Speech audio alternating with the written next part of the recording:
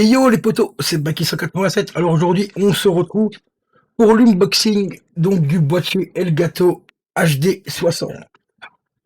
Je précise bien HD 60 car il y a plusieurs modèles. Il y a le HD 60, le HD 60S et le HD 60S Plus.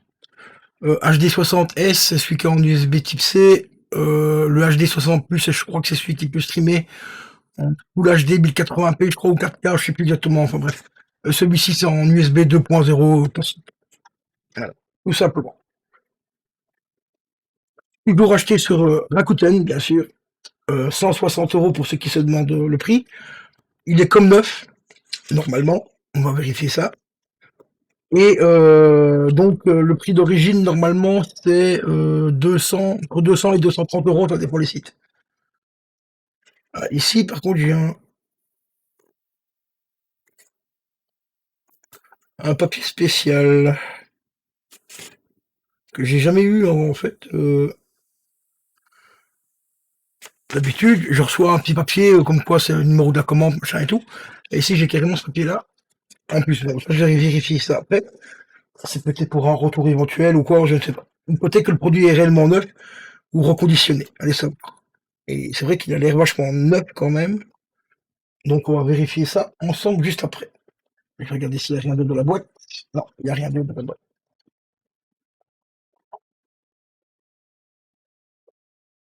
Donc, voilà comment ça se présente. Le petit boîtier Elgato. Donc Elgato Game Capture HD 60. Voilà, le petit symbole Elgato qui est carrément sculpté dans la boîte. C'est assez stylé, je trouve. Parce que quand on l'enlève, hop, bah voilà, on voit bien que c'est vraiment creusé dedans et tout. Donc packaging plutôt assez sympathique. On retrouve ici un écran, enfin un PC portable. Derrière, il n'y a rien. Sur le côté au-dessus, il n'y a rien non plus. Mais sur le côté ici, on voit l'épaisseur du boîtier. Après, ça s'ouvre comme ceci, comme un livre.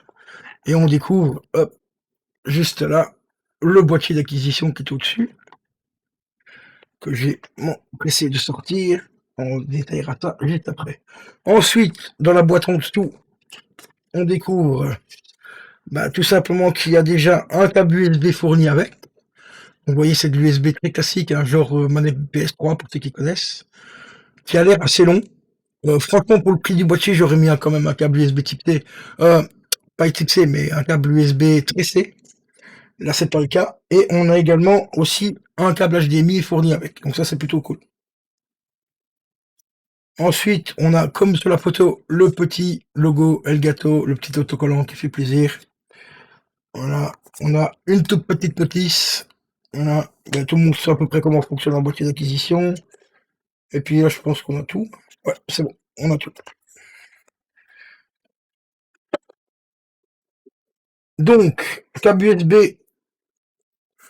qualité franchement moyenne merdique.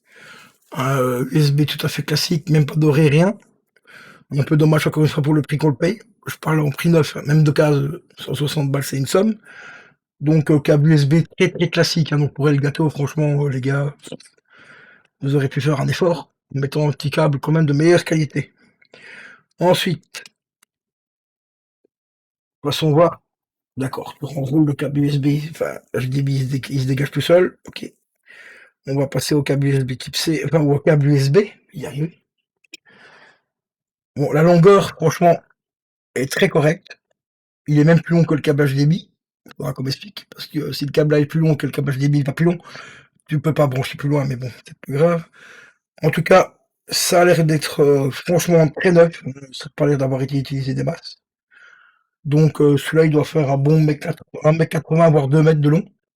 Donc relativement long, assez pour le mettre là où, là où il va être, de toute façon. De toute façon, ce câble-là, je sais même pas m'en servir parce que j'en ai déjà un qui est placé au-dessus, qui est déjà raccordé à mon PC et tout. Donc voilà, donc celui-là, il servira éventuellement comme câble de manette de recharge pour justement les manettes PS3.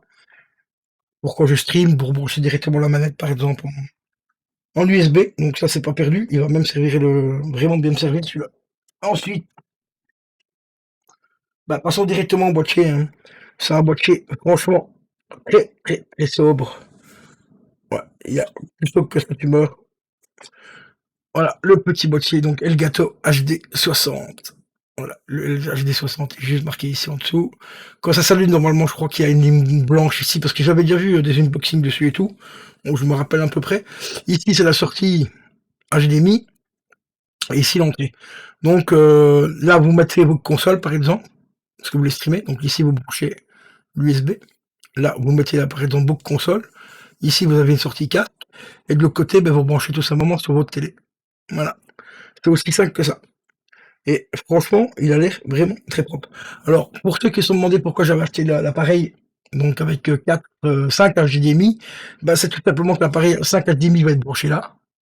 Et ça va rebrancher sur l'écran de mon PC. Enfin, sur l'écran de ma télé. Et ça ici, ça sera raccordé donc en USB sur mon PC. Donc après, j'utilise l'application de chez Elgato, HD60, et comme ça, j'aurai mon écran de PC va me servir d'écran de retour, et que j'ai déjà l'image d'afficher normalement sur l'écran de ma télé qui sera au-dessus, mais j'aurai les 5 consoles branchées sur le seul boîtier ici, parce que j'aurai comme grâce au boîtier de 5 HDMI, en fait, je pourrais mettre les 5 consoles en même temps. Voilà, c'est aussi ça que ça. Donc, ben voilà les gars, petit unboxing qui est assez rapide, hein. Ben franchement, rien à dire, encore une fois, le produit a l'air propre, mais vraiment très très très propre en lui-même, donc même si c'est de l'occasion, il y a vraiment rien à dire, c'est vraiment quand même très qualitatif. Il y aura une vidéo test également, vous tracassez pas, ça sortira un petit peu plus tard, mais il y aura des tests dessus. Je vais déjà ici le tester via la Switch et tout ça, donc comme ça on verra ce que ça donne et tout. Donc voilà quoi. Donc on se retrouve d'ici dans quelques petits jours pour les tests futurs de ce petit boîtier, les amis. Moi sur ce, je vais vous laisser. N'oubliez surtout pas d'activer la petite cloche, de t'abonner à la chaîne si c'est pas déjà fait. Et évidemment aussi soutenir la chaîne de Terminator Bot en t'abonnant, en mettant la petite cloche et tout. Et ce serait super sympa pour ceux qui le font. Car j'ai une deuxième chaîne, hein, donc Terminator Bot, j'essaye de la faire évoluer un petit peu, mais c'est pas évident du tout. Donc grâce à votre soutien, n'hésitez pas à vous abonner sur cette chaîne-là aussi, Terminator Bot. Je vous dis à la prochaine les potos, portez-vous bien, grand merci à vous, ciao ciao.